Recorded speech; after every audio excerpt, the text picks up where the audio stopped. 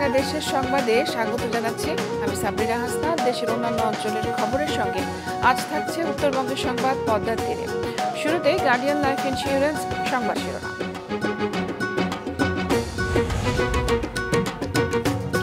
Facebook, WhatsApp বন্ধ থাকায় পাবনায় সামাজিক যোগাযোগ মাধ্যম ভিত্তিক ব্যবসা চরম ক্ষতিগ্রস্ত, 5 সহস্রাধিক উদ্যোক্তা কর্মহীন। এবং অনিয়ম বন্ধ হওয়ায় বেনাপোল স্থলবন্দরে বেড়েছে রাজস্ব আদায়। গেল অর্থ বছরে লক্ষ্যমাত্রার চেয়ে 216 কোটি 59 লাখ টাকা বেশি আয়। শুরুতেই উত্তরবঙ্গের সংবাদ পদ্মার তীরে।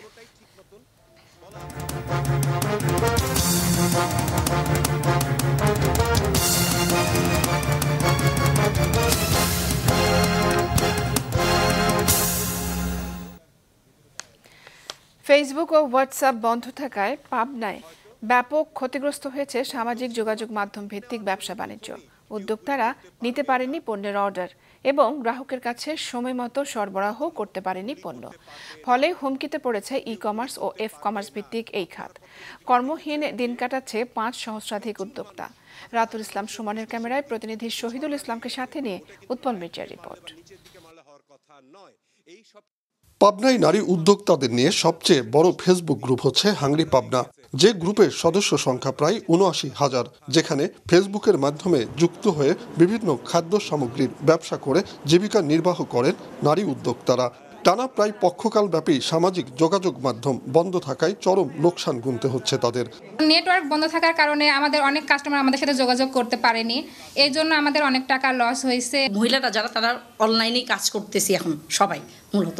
এখন যেই সাময়িক প্রেক্ষাপটের জন্য যে অনলাইনটা কিছুদিন বন্ধ ছিল, এটা আমরা মোটামুটি অনলাইন বেস যারা বিজনেসম্যান সবাই প্রচুরভাবে ক্ষতিগ্রস্ত হয়েছি। হাংরি পাবনা গ্রুপের মাধ্যমে আমার রানীর অগ্রযাত্রা শুরু। আমার প্রতিদিন কয়েকজন মানুষের ক্যাটারিং সার্ভিস চলে, কিন্তু এই নেটওয়ার্ক বন্ধের জন্য পুরো ক্যাটারিং সার্ভিসটাই বন্ধ আছে। আমাদের সবারই হোমমেড খাবারের বিজনেস, আর হোমমেড খাবার ইন্টারনেট ছাড়া নেট ছাড়া একেবারেই অসম্ভব। সারা বাংলাদেশে যারা আমরা মেয়েরা ঘরে কাজ করছি সবাই ক্ষতিগ্রস্ত হয়েছেন। এমনকি কুরিয়ারে যেসব মালপত্রগুলো ছিল তারা সেগুলোও নষ্ট হয়েছে। অনেক উদ্যোক্তাই খাদ্য সামগ্রী সহ পণ্যের অর্ডার নিতে পারেননি। এই গ্রুপের অ্যাডমিনের হিসাবে বন্ধের পর থেকে এ পর্যন্ত গ্রুপ সদস্যদের লোকসানের পরিমাণ প্রায় কোটি টাকা। প্রতি মাসে আমাদের প্রায় 1 থেকে 1.5 কোটি টাকার পণ্য তারা বিক্রি করে সংসার চালান। এই 15 দিন বিদ্যুৎ নেটওয়ার্ক না থাকার কারণে আমাদের প্রায় 50 থেকে 60 লক্ষ টাকার ক্ষতি হয়েছে। প্রচুর উৎপাদিত পণ্য নষ্ট হয়েছে, খাবার যেহেতু আপনারা জানেন, প্লাস অনেক টাকার অর্ডার বাতিল হয়েছে। এই গ্রুপের মতোই পাবনায় ফেসবুক, হোয়াটসঅ্যাপ সহ বিভিন্ন সামাজিক যোগাযোগ মাধ্যম ভিত্তিক ব্যবসা করে জীবিকা নির্বাহ করেন আরও কয়েক হাজার বেকার যুবক। তাদেরও কাটছে কর্মহীন দিন। আমাদের মূল বিজনেসটা ডিপেন্ড করে হচ্ছে ইন্টারনেট এবং ফেসবুকের উপরে, কিন্তু এই ইন্টারনেট এবং ফেসবুক ডাউন হওয়ার কারণে আমরা কিন্তু লাখ লাখ টাকার ক্ষতির সম্মুখীন হচ্ছি। আমরা আমাদের কাস্টমারের কাছে সঠিক সময়ের মধ্যে প্রোডাক্টগুলো ডেলিভারি দিতে পারতেছি না, এবং যেটা ডেলিভারি দিতে 2 থেকে 3 দিন সময় লাগতো সেটা এখন 7 দিন ওভার হয়ে যাচ্ছে।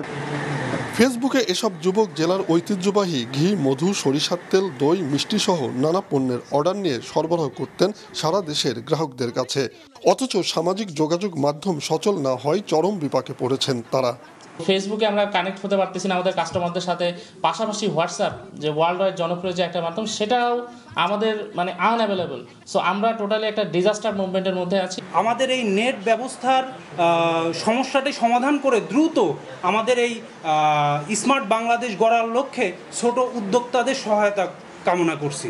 স্মার্ট বাংলাদেশ গড়ার প্রত্যয়ে গড়ে ওঠা এসব অনলাইন ভিত্তিক ব্যবসা বাণিজ্য রক্ষায় ইন্টারনেট সেবা চালু সহ সামাজিক যোগাযোগ মাধ্যমের উপর বিধিনিষেধ তুলে নেওয়ার দাবি স্থানীয় উদ্যোক্তাদের।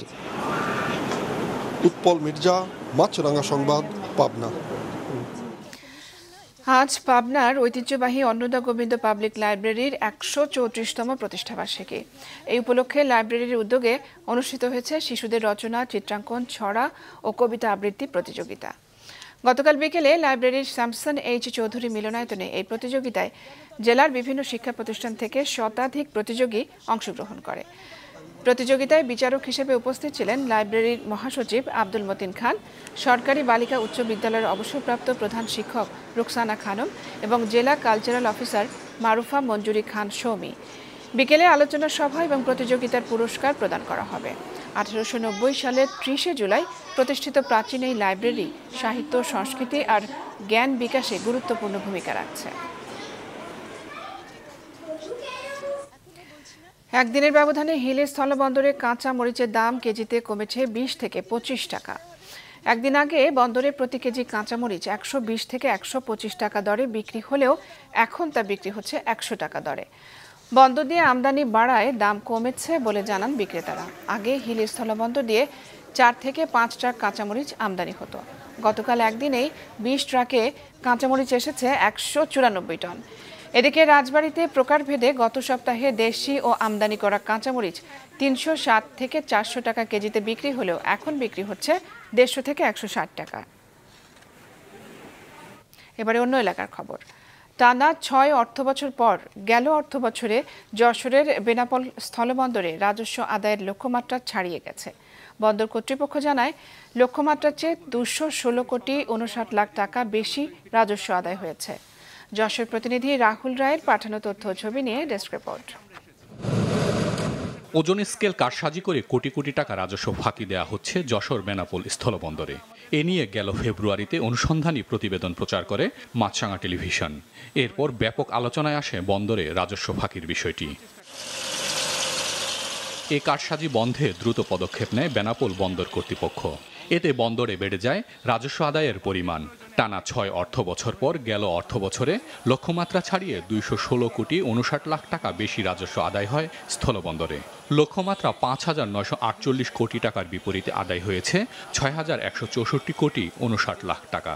বন্দরের যে স্কেল, এই স্কেল জটিলতা নিরসন হওয়াতেই বন্দর কর্তৃপক্ষ যে জিরো টলারেন্স দেখিয়েছে, যার কারণেই আজকে বেনাপোল বন্দরের রেভিনিউ স্বতঃস্ফূর্তভাবে লক্ষ্য অর্জন হয়েছে। দীর্ঘদিন ধরে বিভিন্ন অনিয়ম, দুর্নীতি বর্তমান কাস্টমস ও বন্দর কর্তৃপক্ষ রোধ করার ফলে লক্ষ্যমাত্রার চেয়ে 216 কোটি টাকা বেশি রাজস্ব আয় করেছে। বিল অফ এক্সচেঞ্জের যে রেটটা ছিল, সে রেটটা ছিল 110 টাকা। এটা রেটটা এখন বর্তমান চলতেছে 118 টাকা। এই রেট বাড়ার কারণে এখানে রাজস্ব কোটি কোটি টাকা আহরণ হয়েছে। এখানে ব্যবসায়ীদের পক্ষ থেকে কাস্টমস এবং বন্দর কর্তৃপক্ষকে অভিনন্দন এবং সাধুবাদ জানাচ্ছি। স্বতঃস্ফূর্তভাবে মাল আমদানি করছে, স্বতঃস্ফূর্তভাবে তারা ট্যাক্স দিয়েছে। আমরা ট্যাক্স কাস্টমসের আমাদের মাধ্যমে জমা হয়ে পণ্য খালাস হয়েছে। এটা all over customs, C and agent and আমদানিকারক 3 জনেরই অবদান আছে। বেনাপোল বন্দর কাস্টমসের তথ্য অনুযায়ী সবশেষ 2016-17 অর্থ বছরে লক্ষ্যমাত্রা 3,760 কোটি 30 লাখ টাকার বিপরীতে আদায় হয়েছিল 3,820 কোটি 70 লাখ টাকা। এরপর জায়গার অভাব, ওজন স্কেল কারসাজি ও নানা অনিয়মের কারণে রাজস্ব ঘাটতি দেখা দেয় বন্দরটিতে। এসব অনিয়ম বন্ধ করে ব্যবসা বান্ধব পরিবেশ সৃষ্টি করায় রেকর্ড পরিমাণ রাজস্ব আদায় সম্ভব হয়েছে বলে মনে করছে বন্দর ও কাস্টমস কর্তৃপক্ষ। বেনাপোল কাস্টম হাউসের 23-24 অর্থ বছরের রাজস্ব লক্ষ্যমাত্রার বিপরীতে প্রায় 216 কোটি টাকা বেশি আদায় হয়েছে এবং গত অর্থ বছরের চেয়ে প্রায় 378 কোটি টাকা বেশি আদায় হয়েছে।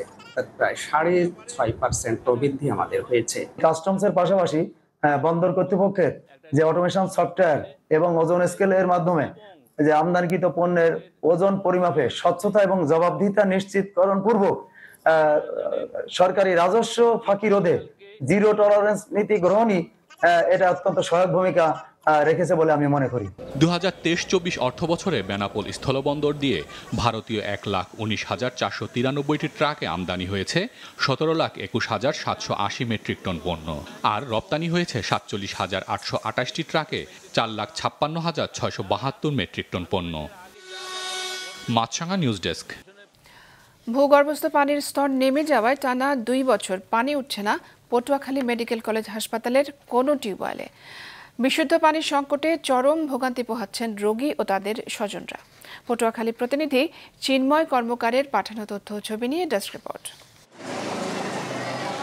দীর্ঘদিন পটুয়াখালীর 250 শয্যা বিশিষ্ট হাসপাতালে বিশুদ্ধ খাবার পানির চাহিদা মিটিয়েছে এই 4টি টিউবওয়েল, কিন্তু পানির স্তর নেমে যাওয়ায় টানা 2 বছর অকেজো পড়ে আছে সেগুলো। বর্তমানে চিকিৎসকদের আবাসিক ভবন এলাকায় ডিপ টিউবওয়েল থেকে সাবমার্সিবল পাম্পের সাহায্যে তোলা পানি ট্যাঙ্কে সংরক্ষণ করে হাসপাতালে সরবরাহ করা হচ্ছে, কিন্তু সেই পানি একদিকে অপর্যাপ্ত, অন্যদিকে নিয়মিত ট্যাঙ্ক পরিষ্কার না করায় তৈরি করেছে স্বাস্থ্য ঝুঁকি। এই জায়গার পানি আমরা খাই না ময়লার জন্য, এই জন্য আমাদের পানি অনেক দূর থেকে আনি না, তারপর খাইতে হয়। তখন পানি নিতে আসছি, আসার পরে দেখি এখানে যে একটা কল আছে, ফোটা ফোটা পানি পড়তেছে। রাস্তার মাথা থেকে পানি আনি, কোনো সময় একটু ভালো বের হয়, কোনো সময় নষ্ট বের হয়। এ অবস্থায় কেউ কেউ দূর দূরান্তের টিউবওয়েল থেকে পানি সংগ্রহ করছেন, কেউ বা ব্যবহার করছেন দোকান থেকে কিনে। এখানে একটা টেপ আছে, ওই টেপের পানি হয়তো লাল লাল দেখা যায়, পানির এরকম ভালো মনে হয় না, তাই আমরা পানি বাইরে থেকে কিনে খাচ্ছি। বাচ্চাদের পানিটা তো কিনে আনতে হয়, যদি হাসপাতালে আমাদের বাচ্চাদের পানি কিনেই খাওয়াইতে হয়, তাহলে হাসপাতালে আমাদের কি করতে হবে? পানি কিনেই খাচ্ছি বালতিন ধরে, কোনো টিউবওয়েল পাচ্ছি না এখানে। টিউবওয়েল একটা ট্যাপ আছে সামনে, অনেক লাল পানি বেরোচ্ছে, ময়লা, মানে খাওয়া যাচ্ছে না। আইসি অসহায় পড়িয়া পানি কিনে খাওয়া লাগে। হাসপাতালের আর কি আছে, একটা টেপ আছে, তো টেপটা পানিতে ময়লা ধরে। শিগগিরই নতুন করে গভীর নলকূপ বসিয়ে পানির ব্যবস্থা করার আশ্বাস কর্তৃপক্ষের। যে পরিমাণে নিরাপদ পানি প্রয়োজন আমরা সেভাবে আসলে দিতে পারি না, এটা আমাদের সীমাবদ্ধতা। গত 1 বছর যাবৎ গণপূর্তকে এই বিষয়টার মানে সমাধানের জন্য বলে আসছি, তো উদ্যোগপতি তারা এখন পর্যন্ত একটা সাবমার্সিবল স্থাপন করেন নাই। এই অর্থ বছরে আমরা বাজেটে পাঠাবো, যদি ওই ধরনের টিউবওয়েল আরও আসে, ডিপ টিউবওয়েল আসে, আমরা করে দেবো আর কি। খাবার বিষয়ে যেগুলো আমরা বিভিন্ন জায়গায় ধরছি, 4টে ধরছিলাম, এটা আমরা একটা শিশু ওয়ার্ডের সামনে দিয়ে চালাই দেবো, আর যদি 4টে আছে বিভিন্ন জায়গায় আমরা এটা প্লেস করে বসাই দেবো। প্রতিদিন ভর্তি রোগী ও স্বজন মিলে 2000-এর বেশি মানুষের সমাগম হয় পটুয়াখালী 250 শয্যা বিশিষ্ট হাসপাতালে। মাছরাঙা নিউজ ডেস্ক। রাজশাহী বিশ্ববিদ্যালয়ে শিক্ষার্থীদের উপর হামলা, নিপীড়ন ও হয়রানির প্রতিবাদে র্যালি এবং সমাবেশ করেন নিপীড়ন বিরোধী শিক্ষকেরা। সকাল 11:30টায় বিভিন্ন বিভাগের শতাধিক শিক্ষক সিনেট ভবনের সামনে থেকে র্যালি বের করেন। পরে বিশ্ববিদ্যালয়ের মূল ফটকের সামনে সমাবেশ করেন তারা। এ সময় শিক্ষার্থীদের উপর হামলার বিচার এবং অবিলম্বে ক্যাম্পাসের শিক্ষার পরিবেশ ফিরিয়ে আনার দাবি জানান তারা। জাহাঙ্গীরনগর বিশ্ববিদ্যালয়ে গুম, খুন, নির্যাতন এবং আটকের প্রতিবাদে মৌন মিছিল করেন শিক্ষকরা। এদিকে দেশের বিভিন্ন স্থানে ছাত্রদের উপর বর্বরোচিত হামলা এবং গুলি করে হত্যার প্রতিবাদে যশোরের ধর্মতলা মোড় থেকে শিক্ষার্থীরা বৈষম্য বিরোধী কোটা সংস্কার আন্দোলনের ব্যানারে বিক্ষোভ মিছিল বের করে। মিছিলটি কারবালা মোড়ে আসলে পুলিশ বাধা দেয়, পরে তাদের ছত্রভঙ্গ করে দেয় পুলিশ। কোটা আন্দোলনকে কেন্দ্র করে সহিংসতায় নিহতদের স্মরণে দেশ জুড়ে পালিত হচ্ছে রাষ্ট্রীয় শোক। এ উপলক্ষে দেশের বিভিন্ন স্থানে দোয়া ও মিলাদ মাহফিলের আয়োজন করা হয়েছে। সিলেটে সরকারি বেসরকারি বিভিন্ন দপ্তরের কর্মকর্তা কর্মচারীরা কালো ব্যাজ ধারণ করেন। যথাযোগ্য মর্যাদায় রাষ্ট্রীয় শোক পালন করা হয় সিলেট সিটি কর্পোরেশনে। বিকেলে সহিংসতায় নিহতদের স্মরণে মিলাদ মাহফিলের আয়োজন করা হয়। দিনাজপুরের হিলিতে সকাল থেকে সকল সরকারি প্রতিষ্ঠান সমূহে জাতীয় পতাকা অর্ধনমিত করা হয়েছে। সরকারি কর্মকর্তা কর্মচারীরা কালো ব্যাজ ধারণ করেন। এছাড়া মসজিদে বিশেষ দোয়া ও মন্দিরে বিশেষ প্রার্থনা করা হয়।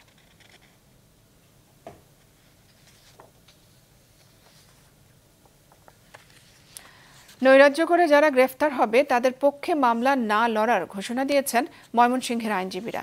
সকালে জেলা পরিষদের সামনে বিএনপি জামাত শিবিরের ন্যাক্কারজনক ও লোমহর্ষক হত্যা, অগ্নিসন্ত্রাস, ভাঙচুরের প্রতিবাদে আইনজীবীদের মানববন্ধনে এই ঘোষণা দেওয়া হয়। এ সময় বক্তারা বলেন, আন্দোলনের নামে নৈরাজ্যের মাধ্যমে দেশ জুড়ে ধ্বংসাত্মক কাজ করে অপশক্তি। এই অপশক্তিকে ঐক্যবদ্ধভাবে প্রতিহত করতে হবে। ঐক্যবদ্ধ থাকলে আওয়ামী লীগের ক্ষতি কেউ কোনোদিন করতে পারবে না বলে মন্তব্য করেছেন সাবেক পানি সম্পদ উপমন্ত্রী AKM এনামুল হক শামীম। সকালে শরীয়তপুরের নড়িয়া উপজেলা এবং সখীপুর থানা আওয়ামী লীগ এবং সহযোগী সংগঠনের নেতাকর্মীদের সাথে মতবিনিময় সভায় দেয়া বক্তব্যে তিনি এসব কথা বলেন। এ সময় তিনি আরও বলেন, বিএনপি নেতারা কোমলমতি শিক্ষার্থীদের কাঁধে বন্দুক রেখে শেখ হাসিনার সরকারকে হঠানোর দিবাস্বপ্ন দেখছে। এ সময় স্থানীয় আওয়ামী লীগ এবং সহযোগী সংগঠনের নেতাকর্মীরা উপস্থিত ছিলেন।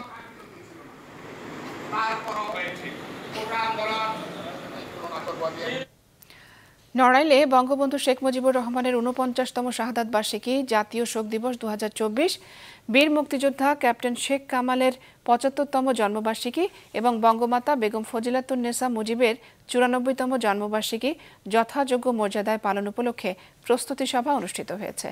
নড়াইল জেলা প্রশাসনের আয়োজনে এই সভা অনুষ্ঠিত হয়। সভায় কালো ব্যাজ ধারণ, বঙ্গবন্ধুর মিউরালে পুষ্পস্তবক অর্পণ, শোক র্যালি, বঙ্গবন্ধুর প্রতিকৃতিতে পুষ্পমাল্য অর্পণ, আলোচনা সভা, বিভিন্ন প্রতিযোগিতা, খাবার বিতরণ, প্রামাণ্যচিত্র প্রদর্শন, বিভিন্ন উপাসনালয়ে বিশেষ প্রার্থনা সহ বিভিন্ন কর্মসূচি পালনের সিদ্ধান্ত হয়। শোকের মাসের নানা অনুষ্ঠানের আয়োজন উপলক্ষে ব্রাহ্মণবাড়িয়া জেলা প্রশাসকের সম্মেলন কক্ষেও প্রস্তুতিমূলক সভা অনুষ্ঠিত হয়েছে।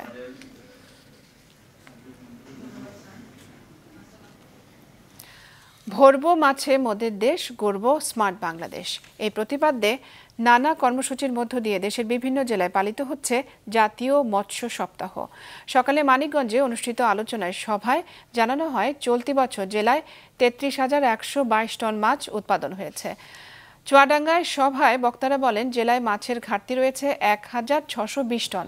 ব্রাহ্মণবাড়িয়ায় জানানো হয়, গেল বছর আখাউড়া স্থলবন্দর দিয়ে জেলায় উৎপাদিত 190 টন মাছ ভারতে রপ্তানি করা হয়েছে। এদিকে মৎস্য চাষিদের নানামুখী পরামর্শ দেয়া হয় দিনাজপুরের হিলিতে। 5ই আগস্ট পর্যন্ত পর্যায়ক্রমে পোনা মাছ অবমুক্ত এবং সফল মৎস্য চাষিদের পুরস্কার বিতরণ সহ নানা কর্মসূচি বাস্তবায়নের উদ্যোগ নেওয়া হয়েছে পটুয়াখালী, নড়াইল, বান্দরবান সহ বিভিন্ন জেলায়। জলবায়ু পরিবর্তনের প্রভাবে পানি ও মাটিতে লবণাক্ততা বৃদ্ধি পাওয়ায় একসময় আমন ধান ঘরে তোলার পর পড়ে থাকত নোয়াখালীর সুবর্ণচর উপজেলার হাজার হাজার একর জমি। বর্তমানে ওইসব জমিতে বিশেষ পদ্ধতিতে মাছ ও সবজির সমন্বিত চাষ করছেন কৃষকরা। প্রতিনিধি মোহাম্মদ মিজানুর রহমান রিয়াদের পাঠানো তথ্য ছবি নিয়ে ডেস্ক রিপোর্ট। বিস্তীর্ণ মাঠ জুড়ে সবুজের সমারোহ, এক চিলতে জমিও অনাবাদি নেই। যতদূর চোখ যায় ততদূরই সারি সারি আইল, তার উপর মাচায় লাগানো হয়েছে শিম, করলা, বরবটি, মিষ্টি কুমড়া ও শশাসহ বিভিন্ন ধরনের সবজি। মাচার নিচে টলমল করছে পানি, সেখানে চাষ করা হয়েছে দেশীয় প্রজাতির মাছ। এমন দৃশ্যের দেখা মেলে উপকূলীয় জনপদ নোয়াখালীর সুবর্ণচর উপকূল জুড়ে। 1 দশক আগেও এ চরাঞ্চলে লবণাক্ততার কারণে চাষাবাদ হতো না বললেই চলে। নোনামাটির ওইসব চরেই এখন লতানো সবজি চাষ হচ্ছে। এখন অতিরিক্ত 1 একর জমি 6-7 লাখ টাকা আমরা পাইতেছি সবজি। শসা করুম, কে কুম্বা করে, কে খিরা করে। তবে চাষাবাদের পদ্ধতি অন্য এলাকা থেকে আলাদা। কৃষকরা জানান, সর্জন নামের এ পদ্ধতিতে প্রথমে জমির কোনো একটি অংশের চারপাশ বেশ উঁচু করা হয়, তারপর সেখানে বোনা হয় সবজির বীজ। গাছ বড় হলে পানির উপর স্থাপিত মাচায় সবজির লতানো অংশ তুলে দেওয়া হয়। উঁচু পাড়ের কারণে লবণ পানি জমিতে প্রবেশ করতে না পারায় মাছ চাষেও কোনো সমস্যা হয় না। নিচে মাছ চাষ করতেছে তেমন একটা আদার লাগে না, যেমন মনে করতে মাটি আর ওই যে ঘাস খাবার নিচে তুমি পোকামাকড় হয়ে এটা খায়। মাছের চাষ করাতে আমরা 1.5 থেকে 2 লাখ টাকার মাছও পাইতেছি প্রতি একর জমিতে। সুবর্ণচরে উৎপাদিত সবজি নিজ জেলা ও আশপাশের অঞ্চলে চাহিদা মিটিয়ে কয়েক বছর ধরে মধ্যপ্রাচ্য ও ইতালিতে রপ্তানি করছেন কৃষকরা। তবে স্থানীয় যোগাযোগ ব্যবস্থা খারাপ হওয়ায় বাড়তি পরিবহন খরচের কারণে লাভ কম হচ্ছে বলে জানান কৃষকরা। আমাদের রোড ঘাট আমাদের ভালো না, গাড়ি আসতেছে না। রোডের অবস্থা ভালো না, ব্রিজের অবস্থা ভালো না। এই জন্য সরকার আহ্বান উন্নয়ন দেন, রোড এবং কালভার্ট এটা যাতায়াত অতি দ্রুত দেন। শহরের লোকে আমরা যোগাযোগ করে আমরা ন্যায্য মূল্য আমাদের ফরেস্ট শ্রমিক আমরা পাইতে পারি। কৃষি সম্প্রসারণ অধিদপ্তরের মতে 2024-25 অর্থ বছরে সুবর্ণচর উপজেলায় 14,589 হেক্টর জমিতে সবজির চাষ হয়েছে এবং ফলনের লক্ষ্যমাত্রা ধরা হয়েছে 2,36,693 টন, যার বাজার মূল্য প্রায় 895 কোটি 91 লাখ 20 হাজার টাকা। এক ফসলি জমিকে তারা 3 ফসলি জমিতে রূপান্তর করছে, সারা বছর ধরে সবজি উৎপাদন করতে পারছে এবং সবজির একটা ভালো মূল্য তারা পাচ্ছে, যার কারণে এই লাভজনক হওয়াতে এই সর্জন পদ্ধতি তারা দিন দিন আরও বাড়াচ্ছে। সর্জন পদ্ধতি ব্যবহার করে উপকূলের কৃষকরা নোনাপানির সাম্রাজ্যে ঘটাচ্ছেন কৃষি বিপ্লব। মাছরাঙা নিউজ ডেস্ক। বান্দরবান পৌর এলাকায় পরিষ্কার পরিচ্ছন্নতা এবং দুর্যোগ মোকাবেলায় নানা উদ্যোগ নেওয়া হয়েছে। সকালে জেলা পৌরসভা কার্যালয় প্রাঙ্গণে আয়োজিত অনুষ্ঠানে প্রধান অতিথি হিসেবে উপস্থিত ছিলেন স্থানীয় সংসদ সদস্য এবং পার্বত্য চট্টগ্রাম বিষয়ক মন্ত্রণালয় সম্পর্কিত সংসদীয় স্থায়ী কমিটির সভাপতি বীর বাহাদুর উষয় সিং। এ সময় তিনি পৌরসভার বিভিন্ন উন্নয়ন কর্মকাণ্ড পরিদর্শন করেন এবং এলজিইডির চলমান প্রকল্প IUGIP থেকে পাওয়া 5টি 3-হুইলার garbage van, 7টি garbage rickshaw van এবং 10টি পুশকার্ট পৌরসভার পরিচ্ছন্ন কর্মীদের হাতে তুলে দেন। এছাড়া দুর্যোগ মোকাবেলায় পৌরসভার অর্থায়নে 7টি নৌকা কেনা হয়েছে। কুষ্ঠরোগ বিষয়ে জনসচেতনতা বাড়াতে ব্রাহ্মণবাড়িয়ায় সাংবাদিকদের দিনব্যাপী কর্মশালা অনুষ্ঠিত হয়েছে। সকালে প্রেস ক্লাব মিলনায়তনে সিভিল সার্জন কার্যালয়ের সহযোগিতায় বেসরকারি সংস্থার আয়োজনে এই কর্মশালা অনুষ্ঠিত হয়। এতে কুষ্ঠরোগের বিভিন্ন বিষয় নিয়ে আলোচনা করেন জেলার surveillance medical officer doctor Mofizur Rahman Firoz. গত 5 বছরে জেলায় কুষ্ঠরোগে আক্রান্ত হয়েছেন 198 জন। চলতি বছরে আক্রান্ত হয় 15 জন। এই রোগ থেকে মুক্তি পেতে সুষম খাবারের গ্রহণের পাশাপাশি নানা করণীয় বিষয়ে কর্মশালায় আলোচনা করা হয়। ঝিনাইদহে পুলিশের কাছে স্বর্ণ ছিনতাইয়ের অভিযোগ দিতে গিয়ে সঠিক কাগজপত্র দেখাতে না পারায় 181 ভরি স্বর্ণালংকার এবং স্বর্ণের বারসহ আটক হয়েছেন 2 ব্যক্তি। পুলিশ এবং প্রত্যক্ষদর্শীরা জানায় সকালে শহরের স্বর্ণের দোকান গিনি হাউসের কর্মচারী মিঠুন কুরিয়ার সার্ভিস থেকে একটি কার্টন নিয়ে দোকানের দিকে যাওয়ার সময় ছিনতাইয়ের কবলে পড়ে। স্থানীয়রা পুলিশকে খবর দিলে কার্টন সহ মিঠুনকে উদ্ধার করে তারা। এ সময় ওই কার্টন খুলে 181 ভরি স্বর্ণালংকার এবং বার পায় পুলিশ। সঠিক কাগজপত্র দেখাতে না পারায় ওই স্বর্ণালংকার জব্দ করে পুলিশ। মিঠুনের দেয়া তথ্যের ভিত্তিতে স্বর্ণের দোকানের মালিককেও আটক করা হয়। কুমিল্লায় চাঞ্চল্যকর ইয়াসিন হত্যা মামলায় একজনের মৃত্যুদণ্ড এবং আরেকজনকে যাবজ্জীবন কারাদণ্ড দিয়েছেন আদালত। পাশাপাশি 20,000 টাকা জরিমানা করা হয়েছে। দুপুরে কুমিল্লার অতিরিক্ত জেলা ও দায়রা জজ তৃতীয় আদালতের বিচারক রোজিনা খান এই রায় দেন। এ সময় দণ্ডিত আসামিরা আদালতে উপস্থিত ছিলেন। মামলার বিবরণে জানা যায়, নিহত ইয়াসিনের খালাতো ভাইয়ের স্ত্রী জেসমিন আক্তারের সাথে শাহজাহান মিয়ার অবৈধ সম্পর্কে বাধা দেওয়ায় আসামিরা পরস্পর যোগসাজশে 2020 সালে ইয়াসিন মিয়াকে ছুরিকাঘাতে হত্যা করে পালিয়ে যায়। এই হত্যার ঘটনায় 5 জনকে আসামি করে সদর দক্ষিণ মডেল থানায় একটি হত্যা মামলা করা হয়। নারায়ণগঞ্জে সেনাবাহিনীর পক্ষ থেকে বিনামূল্যে চিকিৎসা সেবা, ওষুধ এবং খাদ্য সামগ্রী বিতরণ করা হয়েছে। দুপুরে নারায়ণগঞ্জের সিদ্ধিরগঞ্জে পাওয়ার স্টেশনের খেলার মাঠে সেনাবাহিনীর পক্ষ থেকে প্রায় 2 শতাধিক নারী পুরুষকে বিনামূল্যে চিকিৎসা সেবা এবং ওষুধ বিতরণ করা হয়। একই সাথে 200টি পরিবারের মধ্যে খাদ্য সামগ্রীও বিতরণ করা হয়। দুস্থদের মাঝে এসব সামগ্রী বিতরণ করেন 7 ফিল্ড রেজিমেন্ট আর্টিলারির অধিনায়ক লেফটেন্যান্ট কর্নেল মোহাম্মদ আতিকুর রহমান খান। দুস্থদের হাতে খাদ্য সামগ্রী তুলে দেন তিনি।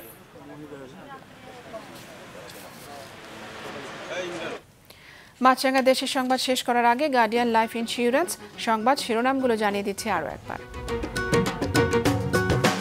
ফেসবুক, হোয়াটসঅ্যাপ বন্ধ থাকায় পাবনায় সামাজিক যোগাযোগ মাধ্যম ভিত্তিক ব্যবসা চরম ক্ষতিগ্রস্ত, 5 সহস্রাধিক উদ্যোক্তা কর্মহীন।